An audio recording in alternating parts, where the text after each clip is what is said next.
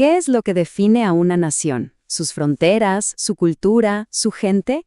Bueno, hoy vamos a contar la historia de cómo Colombia aprendió a definirse a sí misma con una herramienta que a primera vista parece fría, pero que es muy poderosa: los números. Pensemos en esto un momento. Hay muchas formas de contar la historia de un país, claro, pero una de las más reveladoras, de las más honestas, es a través de las cifras. Y en el centro de esa historia numérica tenemos a un protagonista, a nuestro héroe de hoy, la estadística. Así que este va a ser nuestro recorrido. Vamos a seguir el viaje de la estadística en 5 actos, desde que era apenas una idea hasta convertirse en una pieza clave para entender el país. Y toda gran historia tiene un comienzo, ¿no? Pues el de esta es bastante particular. No nace en una oficina de gobierno, ni en un salón de filósofos. Nace en un lugar mucho más concreto, una escuela de ingeniería. A ver, para entender cómo empezó todo, hay que imaginar que la estadística tenía como una doble personalidad. Por un lado, era una herramienta súper práctica, algo para hacer cosas, construir un ferrocarril, administrar una mina. Y por otro, tenía un lado intelectual, teórico, el lado del pensar, que al principio casi nadie veía. Claramente lo práctico pesaba mucho más. Y lo increíble es la rapidez con la que todo avanzó. Fíjense, en menos de 30 años, la estadística pasó de ser solo un temita en un curso de economía a tener su propio libro de texto técnico. Ese fue su primer gran paso para independizarse. Entonces, ¿quiénes manejaban este nuevo poder? Pues, como lo dijo uno de los pioneros, Alejandro López, parecía que solo los ingenieros estaban a la altura.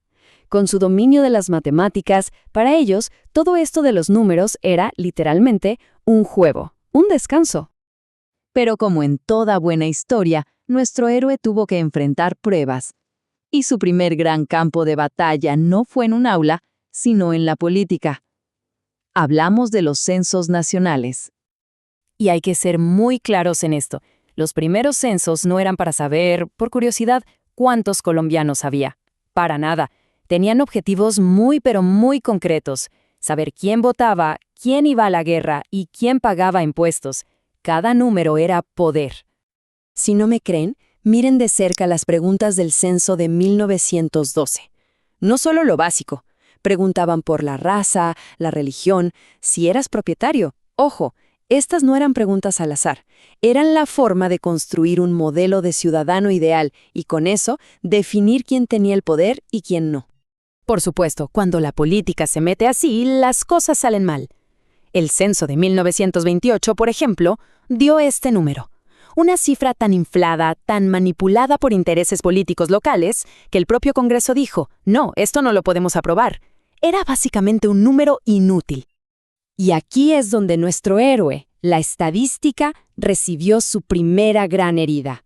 Aprendió una lección durísima. Sin independencia, sin integridad, los números no sirven para encontrar la verdad. Se convierten en un arma más en la lucha por el poder. Entonces, golpeada y desilusionada del mundo político, la estadística buscó un nuevo hogar. Un lugar donde pudiera crecer sin presiones, donde pudiera forjar su propia identidad. Y ese lugar fue la universidad. Hay una fecha que lo cambia todo: 1958.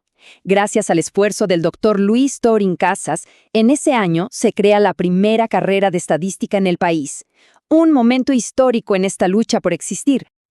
Pero no fue un nacimiento de película. Miren lo que le dijeron en la universidad al Dr. Torín. La creamos, sí, pero como algo modesto, una carrerita corta que dependa de matemáticas. O sea, todavía la veían como la hermana pequeña, no como una disciplina con peso propio.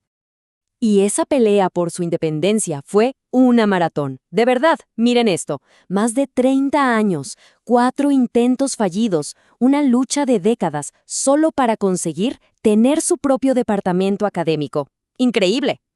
Una vez que por fin consiguió su lugar en el mundo académico, la estadística ya estaba lista para el siguiente paso: dejar de solo defenderse y empezar a construir su propio reino de conocimiento.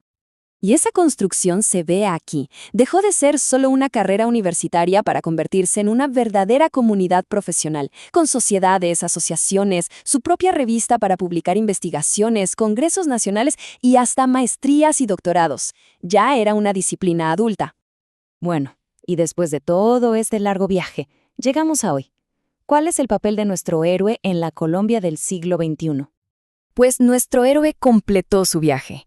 Pasó de ser una simple herramienta para ingenieros y un arma en disputas políticas a convertirse en la base sobre la que se toman decisiones fundamentales para el país.